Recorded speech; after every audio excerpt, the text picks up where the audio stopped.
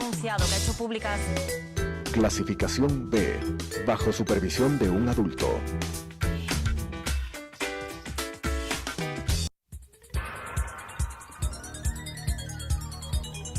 Las opiniones vertidas en este espacio por la producción y dirección del programa son de exclusiva responsabilidad de sus autores y de quienes intervienen en ellos.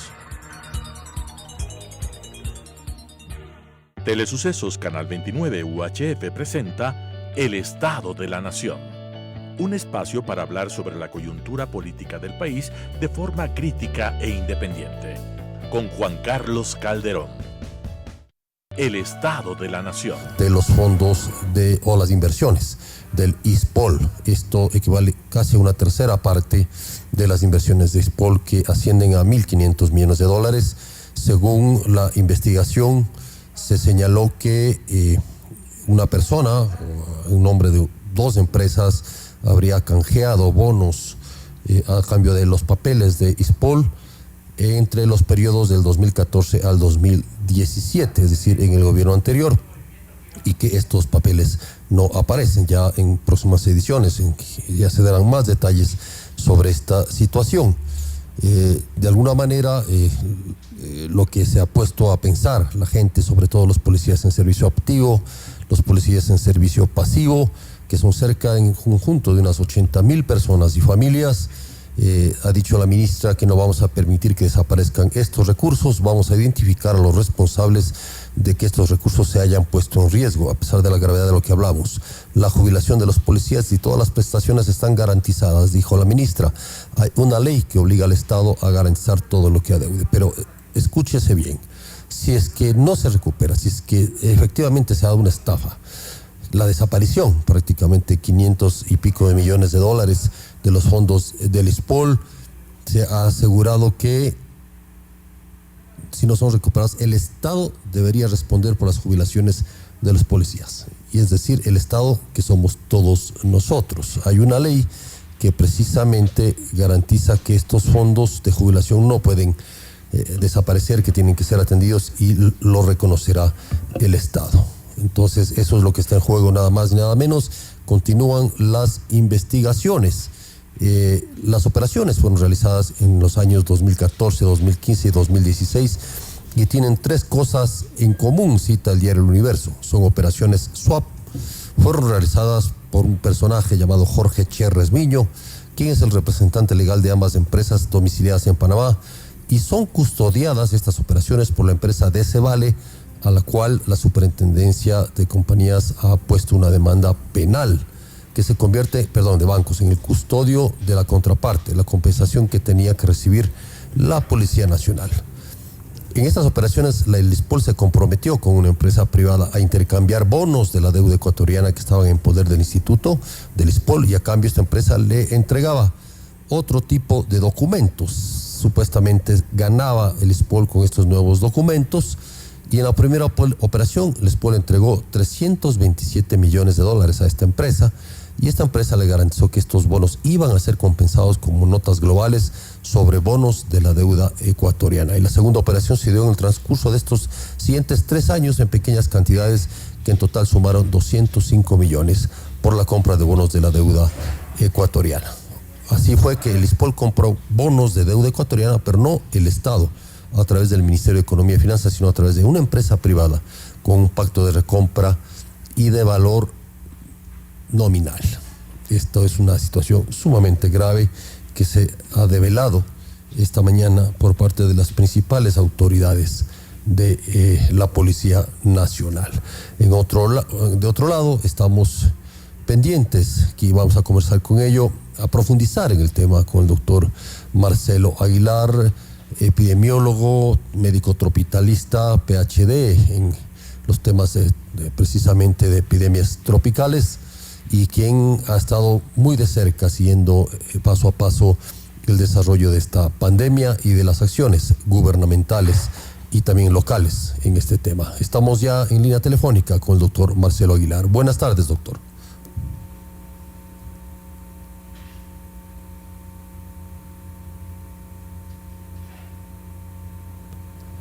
Estamos estamos en un pequeño problema de conexión. En pocos días estaremos, tal vez ya estamos con el doctor Aguilar. Continúo con el tema del ISPOL.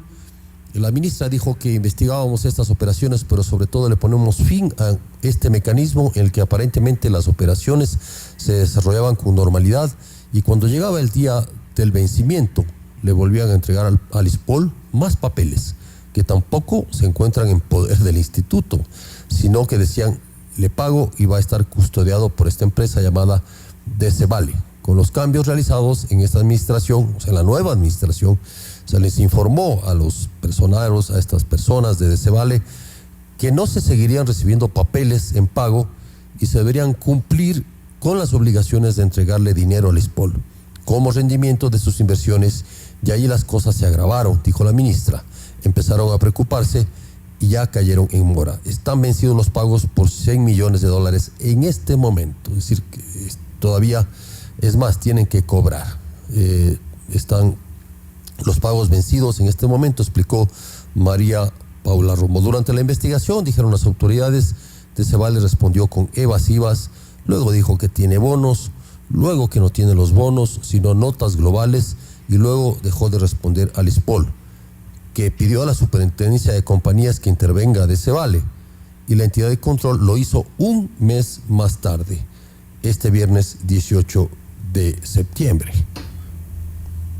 Ahora el ISPOL y el Ministerio de Gobierno están a la espera de los resultados que arroje esta intervención. Si Decebale no tiene los comprobantes, no tiene los bonos. Si no es capaz de decir con claridad qué es lo que tiene, estaríamos hablando de que no hay ninguna contraparte por 532 millones de la Policía Nacional, agregó la ministra. Vámonos a un corte este momento hasta tomar contacto con el doctor Marcelo Aguilar. No se vaya. De la Nación.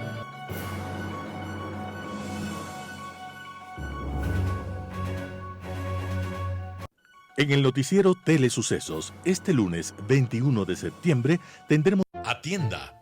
Todos los días avisos clasificados gratuitos. Sintonice Telesucesos en Canal 29 UHF.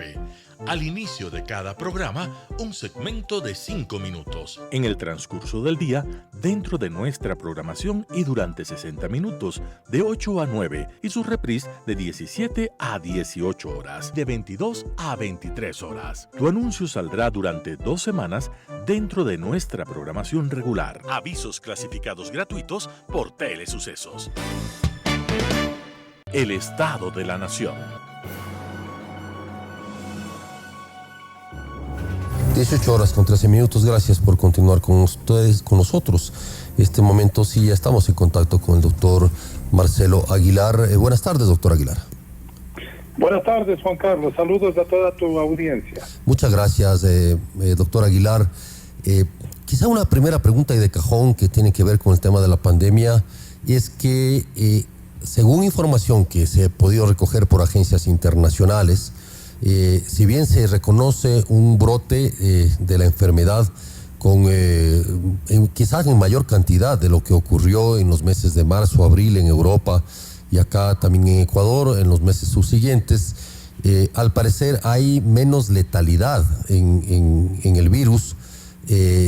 ¿Usted está conforme con esta afirmación? ¿Es probable que se esté dando esto? Y si se está dando, ¿por qué?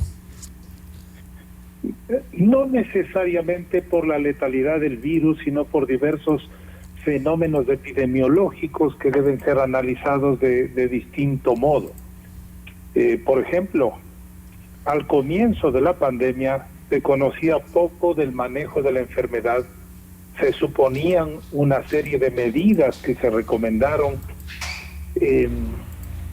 y toda la población, totalmente toda la población estaba expuesta.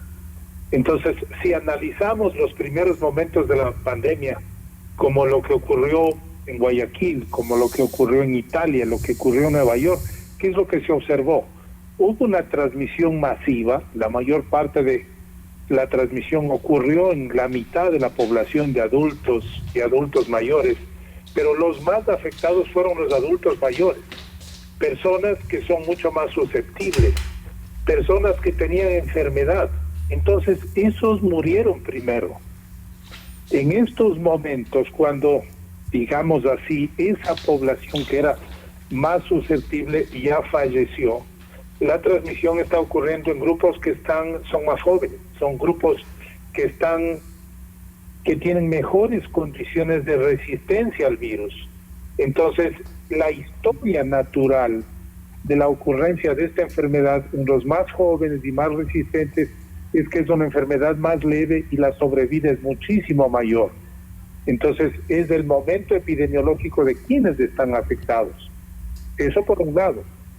Por otro lado, ya estos meses han ido creando conocimiento, han ido creando experiencia y, por ejemplo, el manejo médico que tenemos actualmente es mucho más efectivo, es mucho más eficiente. En los enfermos graves, por ejemplo, se conoce que casi 1/3 de personas que tienen insuficiencia respiratoria se benefician con el uso de corticosteroides y de terapia anticoagulante. Se reduce la mortalidad con eso. Se han utilizado algunos antiinflamatorios en periodos tempranos que reducen también el impacto de la enfermedad. También el manejo médico ha cambiado el perfil de mortalidad. Y por otra parte, hay un detalle que me parece que es muy valioso. Hay una última publicación del New England Journal que muestra que en diversas situaciones en que se utiliza mascarilla de forma adecuada, de forma eficiente, se reduce la carga viral que infecta a las personas. Entonces, en todas las poblaciones que están utilizando mascarilla, va a haber una carga viral menos grave, lo cual puede producir infecciones leves e incluso infecciones asintomáticas que van a producir inmunidad en las personas. Entonces, la epidemiología de la enfermedad ha cambiado por diversos elementos, por diversas circunstancias, pero no necesariamente es la letalidad del virus. Es decir, la doctor Aguilar, la capacidad de producir enfermedad grave del virus. Ya. Eso no ha cambiado. Es decir, doctor, hablando así como en cotidiano, y es que ya le estamos cogiendo el golpe al virus, más o menos, ya lo estamos conociendo mejor, sabemos cómo comportarnos, cómo cuidarnos y cómo tratarnos.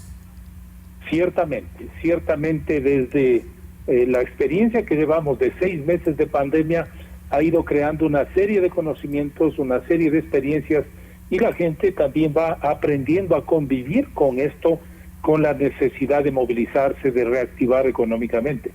Entonces creo que estos conocimientos que tenemos en este momento sirven para reforzar lo que se ha estado indicando en este momento. El uso de la mascarilla hoy va a ser más importante que nunca, porque el efecto es mucho mayor de lo que inicialmente se pensaba. La mascarilla fue pensada para reducir la transmisión a partir de las personas infectadas, a partir de los asintomáticos respiratorios que eran portadores del virus. Hoy además se muestra que eso va a producir un beneficio enorme, porque inclusive produce una reducción de la cantidad de virus, y esos virus en pequeñas cantidades producen infecciones asintomáticas y la población se va inmunizando de a poco. Entonces, la mascarilla tiene beneficios que no se conocían, que no se suponían hasta hace 3 o 4 meses atrás. Doctor Aguilar, ¿cómo funciona esto? Es decir, ¿cómo funciona este tema del contagio? Se habla, muchos médicos hablan de la carga viral, ¿no es cierto? ¿Qué es la carga viral? ¿Cuánto es suficiente para contagiarse? ¿Qué significa recibir un tipo de carga viral?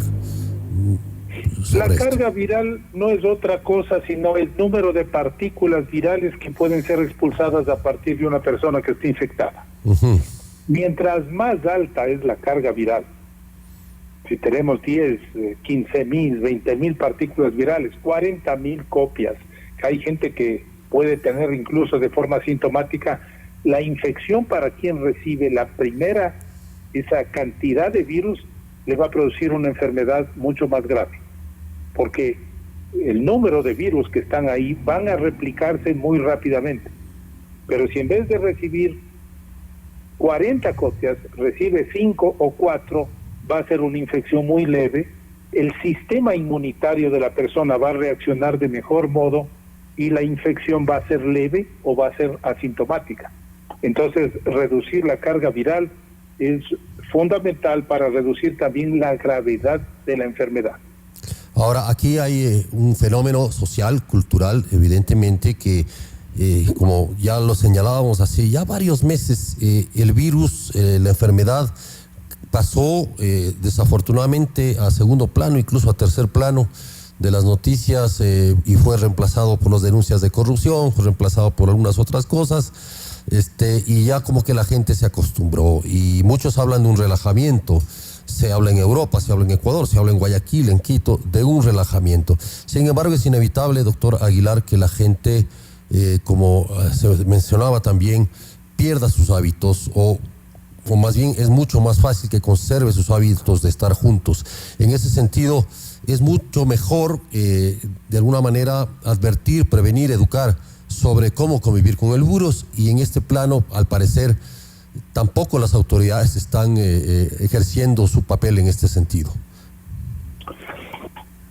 Ciertamente, el primer mensaje que hay que decir y recalcar en este momento es: la pandemia no ha terminado.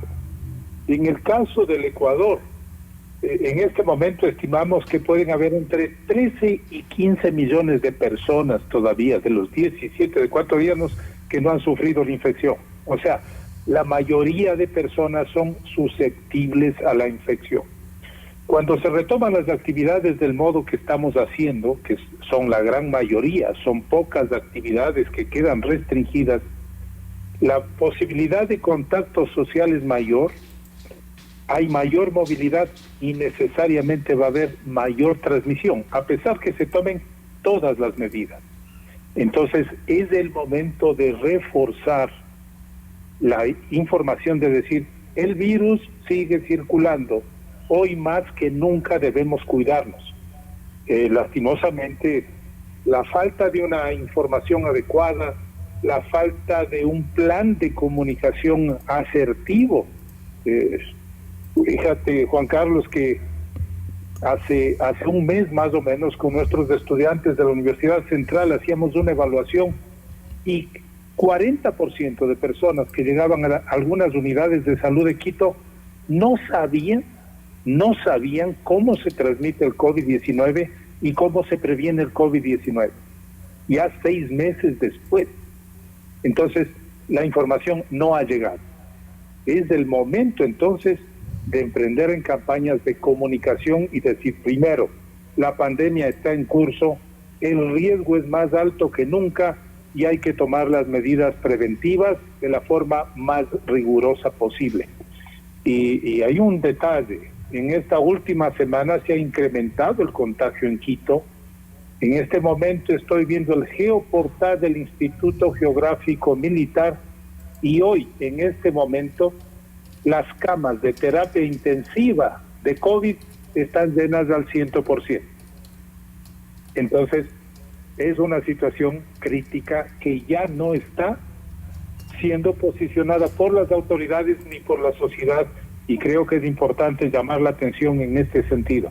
Estamos en una fase en que el Estado ecuatoriano, el gobierno, el Ministerio de Salud, nos han dejado prácticamente a nuestro albedrío, y no queda más que cuidarnos y tomar todas las precauciones necesarias, alertando que estamos en un momento de máxima transmisión. Ahora, estamos con el doctor Marcelo Aguilar, médico tropicalista, epidemiólogo, académico e investigador de la Universidad Central del Ecuador, de su Facultad de Medicina. Doctor Aguilar, sin embargo, esta mañana el ministro de Salud mantuvo, como ha venido manteniendo, una actitud sumamente tranquila, en la cual, ante varias preguntas, señaló que en Quito no había que preocuparse porque la población estaba siendo atendida, no había acumulación de personas en las afueras ni en los pasillos de los hospitales, y que Quito en este momento tenía 4 camas de unidades de cuidados intensivos despejadas, lo cual me llamó mucho la atención. ¿Cuál es su criterio, doctor Aguilar? Bueno, los países que han manejado con mayor rigurosidad la pandemia mantienen medidas de seguridad cuando su terapia intensiva está ocupada máximo en 55%. Algunos países como Costa Rica o Uruguay toman medidas adicionales cuando la ocupación de terapia intensiva llega al 60-65%. Nosotros estamos con el 95 o el 100% de ocupación. Entonces es una situación crítica.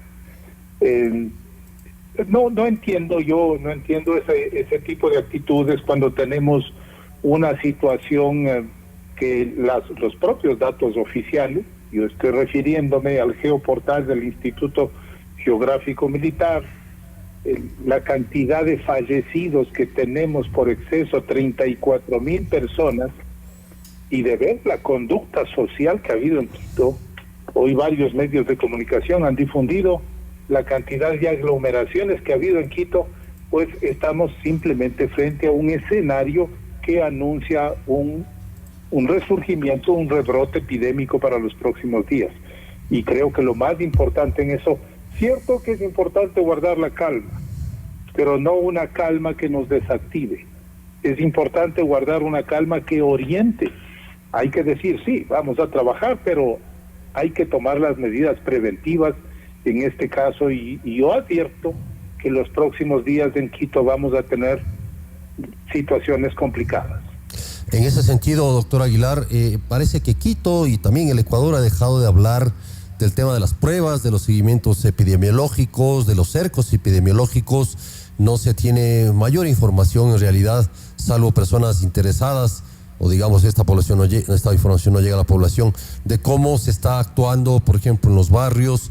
Se tiene señalado que hay 5 grandes sectores en Quito que están afectados, pero cómo está con la información brindada a la comunidad, cómo se puede evitar ese tipo de manejos. Lo otro tiene que ver, por ejemplo, con el manejo del transporte público.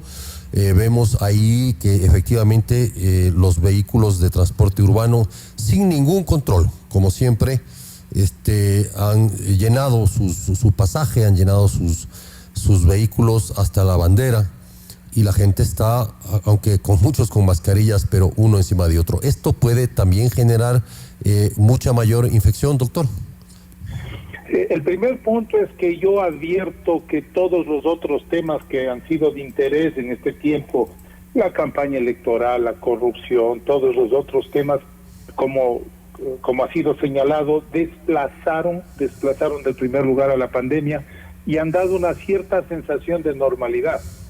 Esa sensación de normalidad se traduce en los aglomeramientos, en el desorden del transporte público. El transporte público es se mueve el 70% de la población de Quito en transporte público. Y en realidad los buses, como están movilizándose, son cámaras de contagio. Basta que haya una persona en un bus de esos, en esas condiciones, porque no hay distanciamiento social.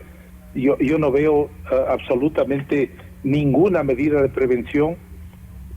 La mayor parte de personas con mascarilla, no todos con mascarilla, es decir, todas las condiciones del transporte público, las aglomeraciones en los mercados, en el centro de Quito, en ciertas zonas populosas de Quito como al sur, pues están generando todas las condiciones para acelerar el contagio. Y creo que es importante hacer una alerta a la población que ahora quien depende de nuestras actitudes debe orientar y realizar las prevenciones de la forma más rigurosa posible.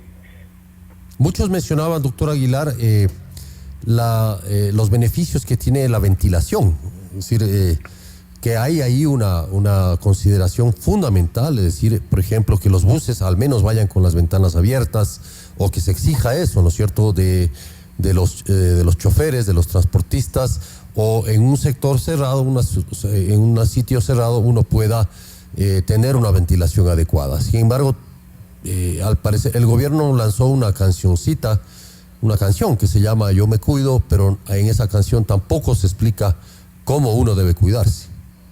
Exactamente. El yo me cuido tiene que decir cuáles son las medidas concretas. Y podríamos decir, primero, mascarilla. Hay que usar mascarilla. El beneficio de la mascarilla tiene múltiples beneficios que acaban de ser planteados con conocimiento, con comparaciones técnicas, con comparaciones científicas. Los países, los espacios, incluso los cruceros turísticos que han usado mascarillas de forma más rigurosa han tenido menos impacto, menos enfermedad grave, menos transmisión. Eso está claramente demostrado en este momento. La mascarilla es más importante que nunca.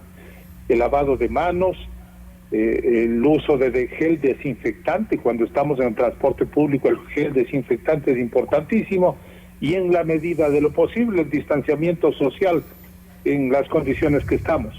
Pero para quien vuelve a trabajar en la oficina y para quien vuelve al transporte público, hay que decirle que los ambientes cerrados son los que mayor riesgo de transmisión representan. Si están en la oficina, hay que abrir las puertas, hay que abrir las ventanas, y mucho más en el transporte público, en donde estamos obligados a un confinamiento en un pequeño espacio, respirando el mismo aire del vecino. Tienen que estar abiertas las ventanas en todos los espacios cerrados, que sea posible, ¿no? Estamos con el doctor Marcelo Aguilar. Doctor Aguilar, volvemos luego de un corte con usted para establecer algunas pautas precisamente de la investigación que estuvo realizando la Universidad Central con el Instituto Geográfico Militar y las conclusiones que estos se dieron y cómo perseguir y cómo seguir combatiendo este virus. Ya volvemos. Enseguida regresamos con el estado de la...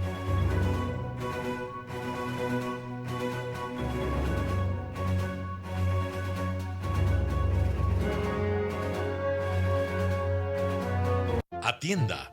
Todos los días avisos clasificados gratuitos. Sintonice Telesucesos en Canal 29 UHF. Al inicio de cada programa, un segmento de 5 minutos. En el transcurso del día, dentro de nuestra programación y durante 60 minutos, de 8 a 9, y su reprise de 17 a 18 horas, de 22 a 23 horas. Tu anuncio saldrá durante 2 semanas dentro de nuestra programación regular. Avisos clasificados gratuitos por Telesucesos.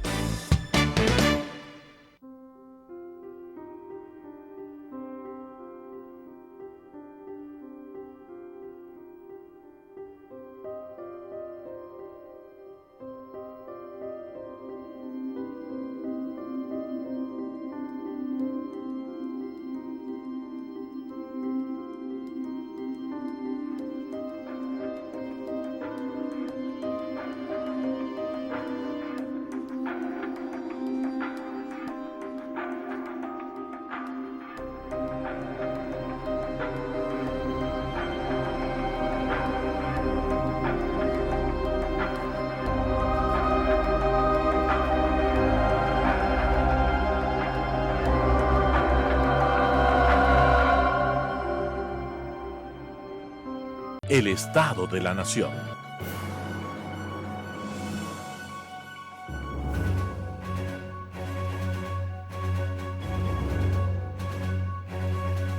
Con nosotros estamos conversando con el doctor Marcelo Aguilar sobre los impactos que todavía tiene la pandemia en Ecuador, en el mundo y sobre todo en Quito.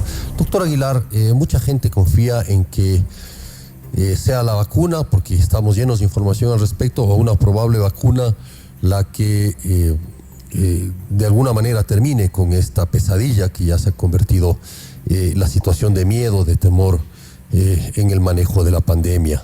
¿Qué tan cerca estamos de ello? ¿Cuál es su información última, la que usted tenga, sobre la situación de la vacuna o los ensayos de vacunas que se están haciendo en este momento? Yo quisiera decirle a la audiencia primero que el desarrollo de una vacuna es un proceso extremadamente complejo que puede llevar más o menos entre 18 meses y 10 años, dependiendo del virus, dependiendo del patógeno. Es extremadamente complejo. Por ejemplo, solamente pongo un ejemplo. La vacuna para el dengue, la vacuna tetravalente para el dengue lleva más o menos 9 años en desarrollo y todavía no ha logrado cuajar una vacuna segura.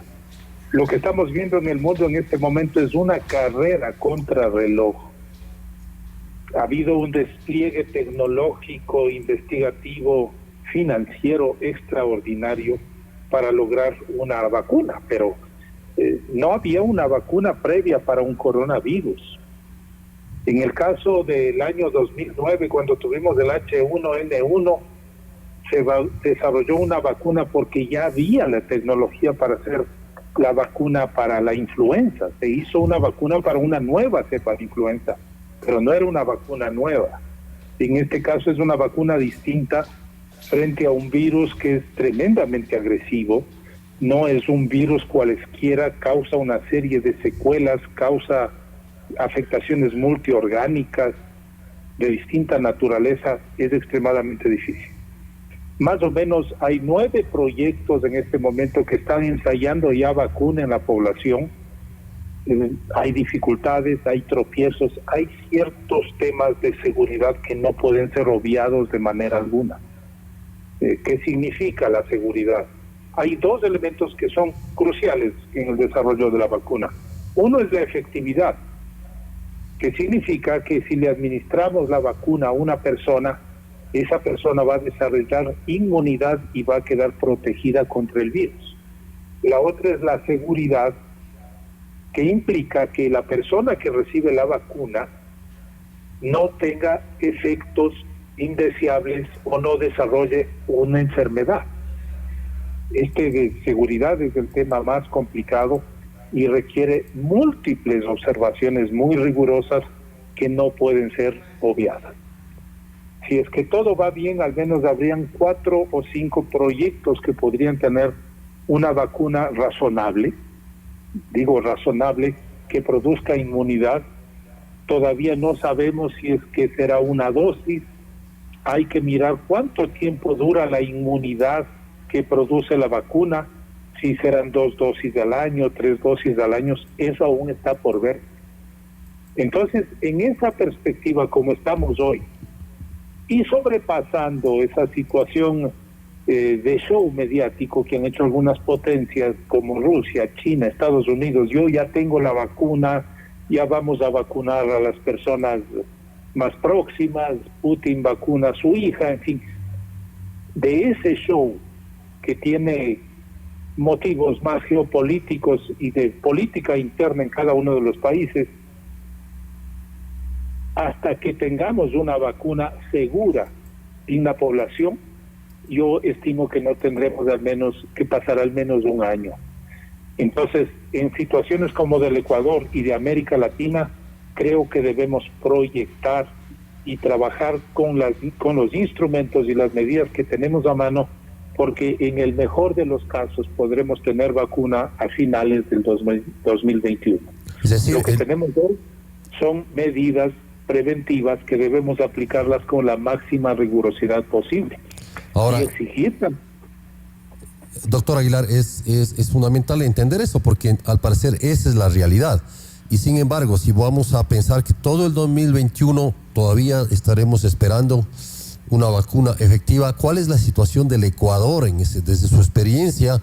¿Cómo se da el manejo de vacunas en el Ecuador? ¿Qué posibilidades tenemos de por lo menos tener las dosis suficientes para la población? ¿O tendremos que esperar al final de la cola por ser un país en realidad de la periferia? En este momento toda América Latina es una periferia, quizás exceptuando Brasil, que tiene capacidad de replicar vacunas, México y Argentina. El resto somos periferia total. Siempre cuando tenemos la introducción de una vacuna se va a priorizar a los grupos de mayor riesgo. Serán personas mayores de 65 años, probablemente las personas que tienen morbilidad, y así se inicia, y luego los grupos de menor riesgo serán vacunados. Es importante que el Estado ecuatoriano haga una gestión adecuada con los productores de vacunas, con los organismos internacionales. siempre hay que estar atento con el mecanismo que tiene la Organización Panamericana de la Salud, que es el Fondo Rotatorio de Vacunas, que es un mecanismo por el que se adquieren cantidades de vacunas de buena calidad, en cantidades suficientes, a precios adecuados, y que se gestionan alrededor de este fondo rotatorio de la Organización Panamericana de la Salud. Es importante hacer una gestión también con los productores. Se vería muy bien que el Ministerio de Salud se acerque al Instituto Osvaldo Cruz de Brasil, que van a producir vacuna, que hagan contactos con los distintos potenciales productores de vacunas. Pero mientras tanto, el Estado ecuatoriano, desde mi punto de vista, está obligado a profundizar las acciones preventivas. Es necesario, Juan Carlos, en este momento, pensar que el coronavirus, que el COVID-19 no es una enfermedad banal, como se pensó al momento. No es un resfriado común que después de 7 días de pasar con congestión, con molestias, con fiebre, pasa, y lo máximo que le da es una infección del oído al niño. Esta es una enfermedad que deja fibrosis pulmonar, insuficiencia renal, causa daños cardíacos, insuficiencia cardíaca y daños al sistema conductor del corazón. En los niños produce enfermedad inflamatoria sistémica. La mitad de personas afectadas por el COVID tienen algún trastorno neurológico que se va a expresar en depresión y algunos trastornos muchos más graves. Las secuelas que produce el COVID son tremendas y van a causar una carga de enfermedad enorme. Entonces, antes decíamos, ojalá ya me dé el COVID, ya me quedo inmunizado, ya me quedo vacunado. Hay que evitar la enfermedad al máximo, porque es una enfermedad que deja secuelas. Hay que cambiar la lógica con la que se ha trabajado hasta hoy, y hay que hacer todos los esfuerzos a través del sistema de vigilancia epidemiológica de identificar los casos, de diagnosticar los casos, de aislarlos y de evitar la mayor cantidad de personas que se enfermen posible. El uso de la mascarilla y todas las otras medidas tienen que ser profundizadas. No es que estamos en una normalidad. Tenemos que exigir que el gobierno ecuatoriano actúe con responsabilidad, cambiando inclusive el paradigma del control frente al COVID-19, conociendo que esta es una enfermedad grave que deja secuelas y consecuencias tremendas en la población. En algún momento uno de sus colegas, doctor Aguilar, mencionaba que las epidemias se combaten en la calle, no en el hospital. O sea, la idea es impedir precisamente que haya una saturación hospitalaria y que sea la propia comunidad la que participe en esta lucha. Sin embargo, lo que yo siento y veo en general, incluso como una forma en la cual es tratada la información, de lo único que se habla es de la indisciplina social, de cómo la gente es indisciplinada y de que las autoridades están ejerciendo un control policíaco sobre las personas en torno a la epidemia. Y vemos que eso no es suficiente. Si usted dice que estamos precisamente a merced de nosotros mismos, ¿cuáles son, a su criterio, lo que debemos observar, digamos, si es que en algún momento tenemos síntomas o si tenemos cercanía con alguien que se ha contagiado de COVID? ¿Cuál debería ser la actitud responsable que deberíamos tener? Ciertamente, Juan Carlos, yo quisiera rescatar el primer punto. Desde el comienzo, la Sociedad Ecuatoriana de Salud Pública, con valiosos colegas como el doctor Zacoto, gente con mucha experiencia, estuvimos proponiendo, hay que combatir la epidemia en las calles y en las comunidades. El costo-beneficio de detectar casos y aislar casos es abismal frente al costo de un día de terapia intensiva en el hospital. Hasta por el costo-beneficio había que trabajar en eso y hay que trabajar en ese sentido. Hemos visto esta situación. El gobierno le culpa a la indisciplina social, pero también hay que ver toda la realidad social que implica la cuarentena, que ha implicado el costo, la destrucción del sistema productivo y los impactos socioeconómicos en la población. Entonces hay situaciones muy complejas en ese sentido que deberían tratar de armonizarse. Creo que una actitud razonable es decir, vamos a reactivarnos, vamos a trabajar, pero vamos a tomar todas las seguridades posibles. Por parte del gobierno, del Ministerio de Salud, tiene que haber un sistema de vigilancia activo, efectivo y a largo plazo. Tiene que haber un plan de comunicación asertivo. Tenemos que indicar qué es lo que tiene que hacer la población y conducir una educación, una cultura de conducta social, de convivencia. Tenemos que vivir en estas circunstancias varios meses, quizás un año más, y tenemos que trabajar de forma racional y conjunta. Pero yo no veo eso. Yo tengo la sensación que como que hay un cansancio, tanto de un lado del otro, ya se cansaron de hablar de estos temas y estamos frente a ese relajamiento, frente a esa falsa seguridad de que las cosas están normales, estamos en una situación de riesgo de enfrentar situaciones probablemente más complejas que las que hemos visto hasta este momento. Veamos qué es lo que está pasando en Madrid. Madrid acaba de cerrar varias zonas de la ciudad por el rebrote que tuvieron. En Madrid ya las cosas se habían normalizado, la gente empezó a llevar su vida normal, se olvidaron de las mascarillas y han tenido rebrotes que les obligan nuevamente a tomar medidas de confinamiento. Para evitar eso y llevar las cosas sin grandes sobresaltos, se necesita orientación racional del gobierno a través del Ministerio de Salud, a través de los gobiernos autónomos descentralizados y una actitud de responsabilidad social mutua. Tenemos que sacar el país en conjunto.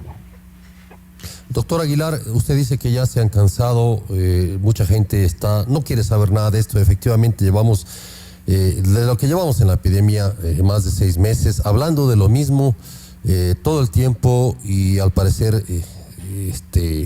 es un punto que cansa. Mi pregunta personal, ¿usted se ha sentido ya cansado de esto como médico, como epidemiólogo, al ver que tanta advertencia, tanta invocación a la ciencia, a los modelos a seguir, no son tomados en cuenta ni por las autoridades ni por los ciudadanos?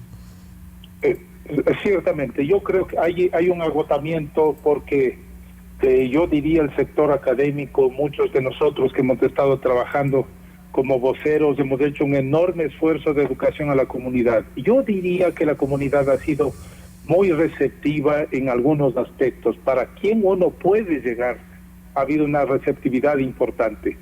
Pero en algún momento yo deploré profundamente la sordera, la necedad y esa actitud casi triunfalista que han tenido las autoridades nacionales frente a una situación que no puede ser menos de dramática. El Ecuador es uno de los países con altos niveles de contagio, de más altas tasas de mortalidad. Llevamos más de 34,000 muertos en exceso y ni siquiera eso ha movilizado para tomar las acciones con la responsabilidad, profundidad y orientación que debían realizarse.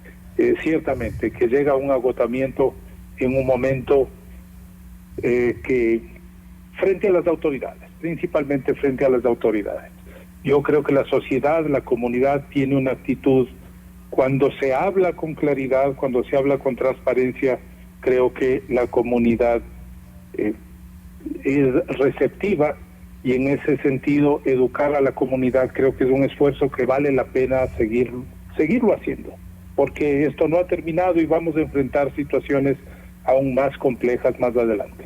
Doctor Aguilar, gracias por estar con nosotros. Ya vamos terminando.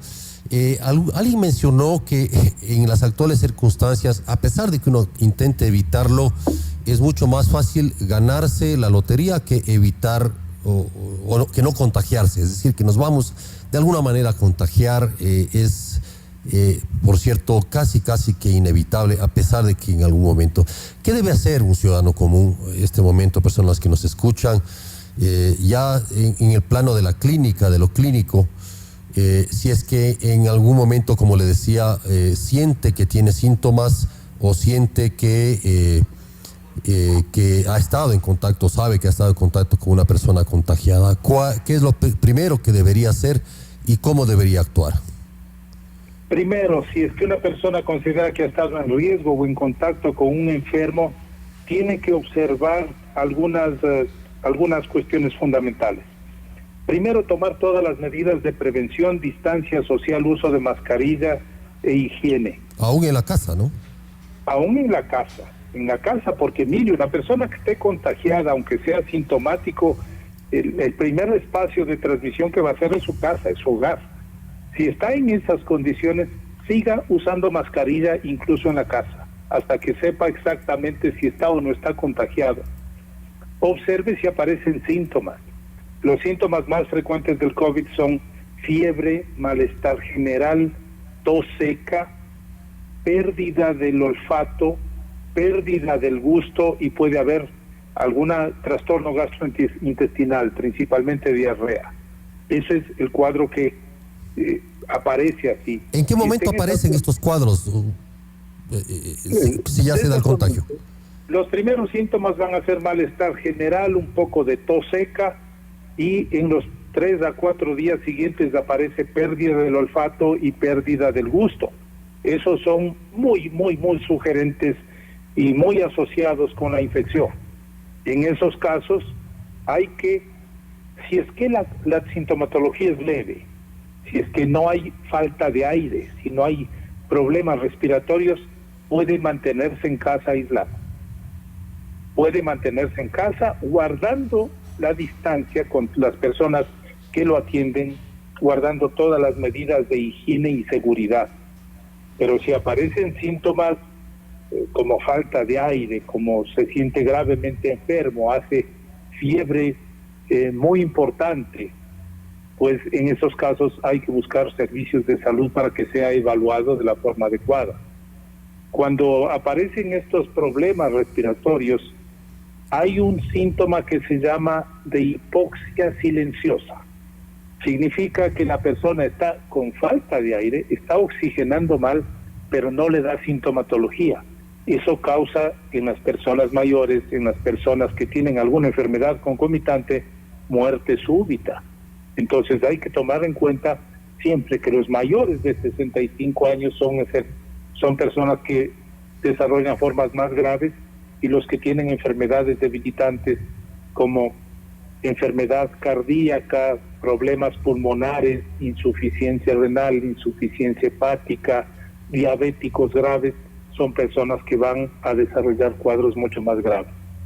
Los cuadros leves, que no implican fiebre alta, enfermedad severa y dificultad respiratoria, pueden ser manejados en la casa con antiinflamatorios y analgésicos. Ahora, esto se menciona de este periodo de 14 días. ¿Por qué son 14 días? Digamos, yo me contagio hoy y luego de cuánto tiempo me aparecen los síntomas y cuánto tiempo me podría considerar curado. ¿En cuánto tiempo? Tiene dos razones. Primero, el periodo de transmisión de esta enfermedad puede variar entre 2 y 14 días. El periodo de transmisión. Y luego de 14 días, una persona que está infectada ha desarrollado anticuerpos, va a superar la infección y va a quedarse inmunizado. Son 2 semanas que dan seguridad de que no habrá contagio y que la persona desarrolló anticuerpos frente a la infección. Claro, en ese punto entonces uno puede tener los primeros síntomas a los 3 o 4 días, ¿cierto? Exactamente, así es. Ya, y luego tiene que ir uno evaluando, es decir, viendo qué tan grave puede irse poniendo uno en el transcurso del día. Yo creo que es una forma de observarse uno mismo con absoluta responsabilidad. Esa es una medida muy importante. Por eso decimos, si el cuadro es tolerable, tiene un poco de fiebre, tiene un poco de malestar, no se complica eso, se queda en la casa. Ahí es en la casa. Mucha gente pasa así. Recordemos que el 81% de todas las infecciones son casos leves. Ya. Son casos leves. Aproximadamente 14% son casos moderados que ya requieren alguna atención médica y 4 a 5% restantes son casos graves que requieren hospitalización y manejo de terapia intensiva. La mayor parte de infecciones son leves. Y también hay un número importante de infecciones asintomáticas. Lo cual, claro, nos pone a todos en riesgo. Un amigo me decía que hay que pensar cuando uno sale a la calle que todos están contagiados con COVID. Sonrisas se ven, pero virus no vemos. Entonces, la máscara oculta toda esa... menos mal que usamos la mascarilla y nadie sabe si les estamos haciendo muecas o algo por el estilo. En este caso no hay presunción de inocencia, Juan Carlos. Todos somos sospechosos. Todos, absolutamente todos somos sospechosos de ser portadores del COVID. Entonces hay que actuar en consecuencia protegiéndonos. Doctor Aguilar, muchísimas gracias por su tiempo y por haber acompañado esta hora de trabajo, de información a nuestros oyentes sobre este tema que no debe dejar de preocuparnos, que debe ser prioridad número uno en nuestra vida y en la posibilidad de, o más bien, no en la posibilidad, en la certeza de que de nosotros depende nuestra propia salud. Muchas gracias, doctor Aguilar. Buenas noches. Buenas noches, Juan Carlos. Saludos a toda la audiencia. Gracias por haber estado con nosotros, acompañar al doctor Aguilar, Marcelo Aguilar, y a su servidor en esta hora en la cual hemos conversado precisamente sobre lo que significa la epidemia. Ponerse precisamente, conocer más sobre el tema, nos evita la angustia. La angustia solo se acaba cuando conocemos algo, porque lo que nos causa precisamente esa angustia es no saber, es la ignorancia, es no comprender, es no entender. El momento que tengamos claro los protocolos, los procedimientos, lo que sabemos y tenemos que hacer en nuestra casa, con nuestras familias, para no entrar en pánico, para no caer y cometer errores, está claro lo que debemos hacer. Si hay ya un contacto que hemos tenido de alguna manera, si sentimos algún síntoma especial, ir evaluando, tenemos claro lo que ha dicho el doctor Aguilar, en la posibilidad de tener a mano antiinflamatorios y también anticoagulantes, que puede ser en este caso aspirina, ¿no? La aspirina es una aspirina diaria de 1 gramo, ayuda mucho durante esos días en caso de sospecha, y de ir evaluando nosotros mismos nuestra propia condición, tomarse la temperatura, estar pendientes de nosotros mismos y sobre todo, ante todo, usar la mascarilla. Muchísimas gracias, su cordialísima atención. Esto ha sido El Estado de la Nación. Nos vemos en la próxima ocasión.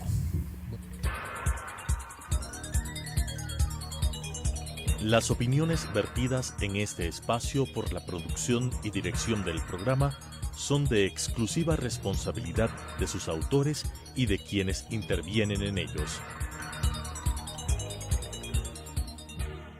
Telesucesos Canal 29 UHF presentó El Estado de la Nación, un espacio para hablar sobre la coyuntura política del país de forma crítica e independiente, con Juan Carlos Calderón.